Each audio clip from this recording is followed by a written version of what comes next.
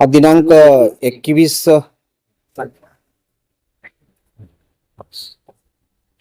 मागच्या वर्षी 21 तारखेला म्हणजे 21/12/2024 रोजी अप्रॉक्सिमेटली 9:15च्या दरम्यान शहापूरमध्ये जे महालक्ष्मी ज्वेलर्स आहे, महालक्ष्मी ज्वेलर्सच्या ठिकाणी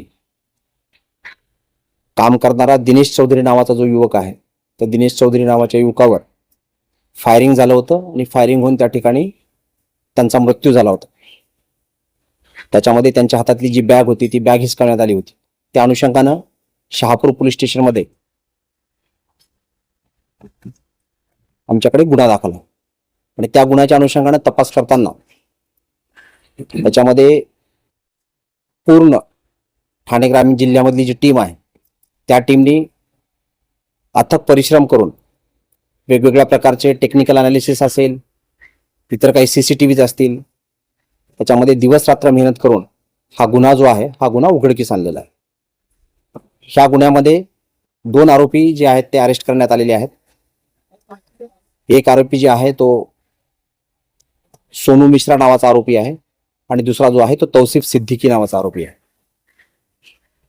सोनू मिश्रा या आरोपीला सुद्धा पुढे दोन्ही आरोपींना 13 तारखेपर्यंत आमच्याकडे PCR मिळालेला आहे.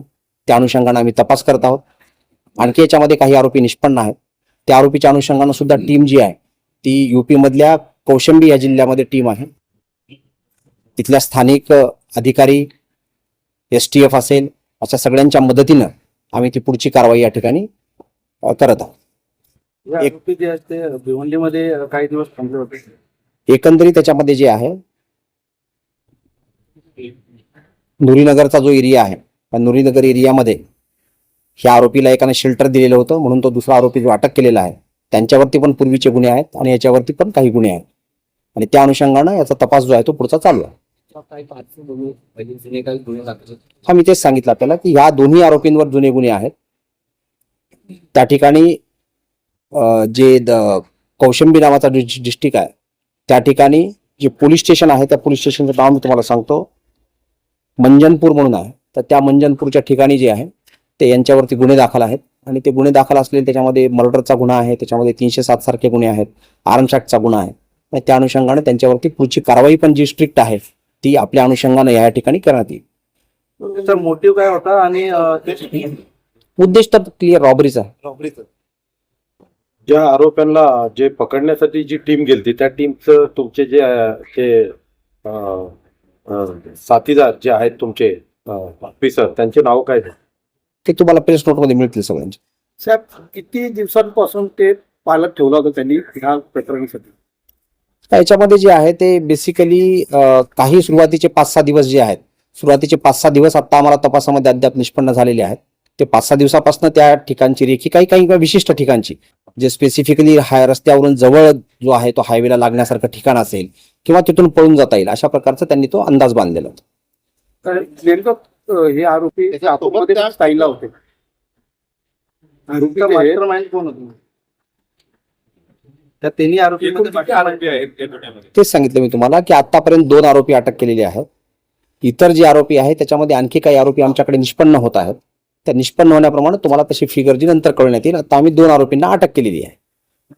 त्याने जे शस्त्र वापरले होते ते आपण आपल्याकडे शस्त्र आणखी अद्याप आमच्याकडे रिकव्हर झालेलं नाही. आम्ही त्या अनुषंगाने जे आहे ते शस्त्र जे आहे ते कुठल्या ठिकाणी ठेवले, काय आहे, त्याच्यामध्ये पुढचा तपास काय तो तपासांची तुम्हाला कळण्यात येईल. गाडी आम्ही रिकव्हर केली. बॅग नाही, त्याच्यामध्ये जे इतर साहित्य जे आहे त्याच्यामध्ये जे त्यांचं जे साहित्य गेलेलं होतं त्या साहित्याच्या अनुषंगाने जे आहे ते तुमचं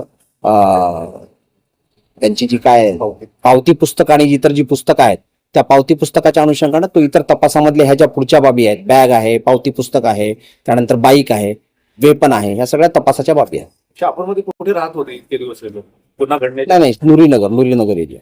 दोन्ही आरोपी कुठले? हो. किती दिवसापासून रॅकी चालू होती मी सांगितलं ना आपल्याला 5-6 दिवसापासून. त्यांच्यावरती पण गुन्हा दाखल केलाय. हो. ठीक आहे. एकंदरीत जे आहे ते त्याच्यामध्ये आम्हाला सक्सेसफुली जे आहेत ते टीमचे फार मोठे एफर्ट्स आहेत आणि या टीमच्या एफर्टमधून आम्ही हे सक्सेसफुली याच्यामध्ये आम्ही यश मिळवलेलं आहे.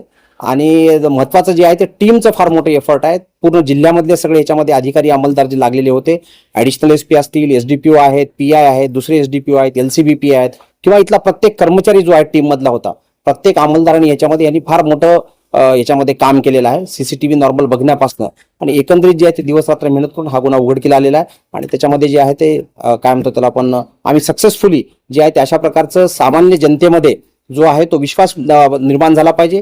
त्याचबरोबर इतर कुठल्या लोकांमध्ये अशा प्रकारची भीतीची भावना निर्माण नाही राहिली पाहिजे. ह्या अनुषंगाने सुद्धा आमचे प्रयत्न आणखी चालूच आहेत. आणि हा गुन्हा उघडकीस आल्यामुळे सामान्य माणसाला त्याच्याबद्दल आणखी ठाणे ग्रामीण जिल्हा असेल किंवा महाराष्ट्र पोलीस असेल किंवा पोलीस दलाबद्दल असेल, एकंदरीत पोलीस दलाबद्दल तो विश्वास सार्थ करण्यामध्ये आम्हाला वाटतं की आम्ही यश मिळवलेलं आहे. आणि याच्या पुढे सुद्धा कामगिरी जी आहे ती अशीच राहील. आणि